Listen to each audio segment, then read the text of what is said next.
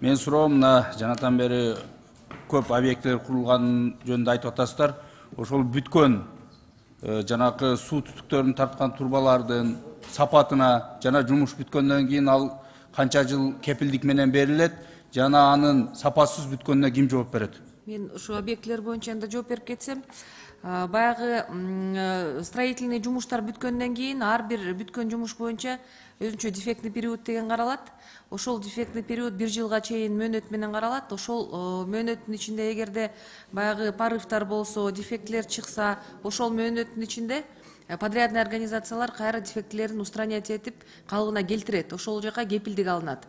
Андан тышкары биз ушул муниципалдык предприятиялардын баардыгына ушул долбоорду ишке ашырып атканда эксплуатация боюнча көп иш-чараларды аткарабыз. Кийинки эксплуатацияны толук сапаттуу камсыздоо үчүн мүмкүнчүлүктөр түзгөнгө да аракеттер жүрүп атат.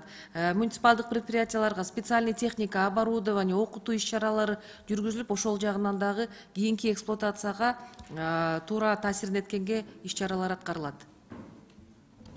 Рахмат, жакшыраак көзөмөлдөсөңөр. Себеби бул 1 жылдык мөөнөт деген өтө аз. Себеби көрүп атабыз 2 жылдан кийин кандай акыбалга келгендерин. Андан кийинки суроом Нуртай Зыманкулов сизге. Бүгүнкү күндө ушул узак мөөнөткө чейин созулуп курулуш иштери бүтпөй жаткан имараттардын эң узагы канча жыл болуптур? 6 жыл. Жакшы кайталап коюңузчу, канча жыл? Мен алган маалымат боюнча 6 жыл. Кээ бир объекттер бар, 2008 жылдан баштап ошондой да бир объекттер бар.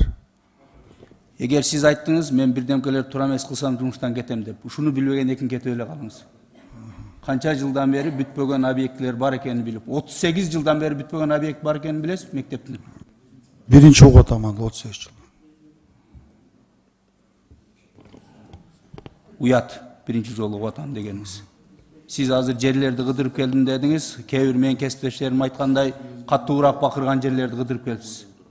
Унчукпай отурган байкуш жерлерге барып атыптырсыз. 38 жылдан бери бүтпөй аткан, мен 6 айдан бери айтып жатам бул маселени. Укпасаңыз анда иштебей атыпсыз.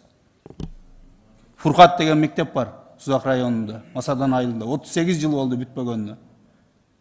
Быйыл бүтүрөт деп каттар келген. Быйыл бүтүрөбүз деп. Дагы деле эч кандай эчтеке болбой турат.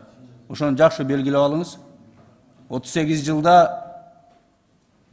мурда төрөлгөндөр дүйнө менен коштошуп атат. Андан кийинки ошол эле мектепке Атабеков айыл өкмөтүндө Узак Жаанбай деген мектеп бар. Окуучулар азыр 21-кылымда устун коюлган мектепте окуп атат, класстын ортосунда. Ал Сузак аймактык ооруканасынын тугуштуу оорулар бөлүмү дагы бузулганда, ошондон карап койсоңуз, ошол эле больницанын дагы мына канализациясына дагы көңүл буруп койсоңуздар. Себеби больницадагы канализация бүгүнкү күндө өтө оор акыбалда.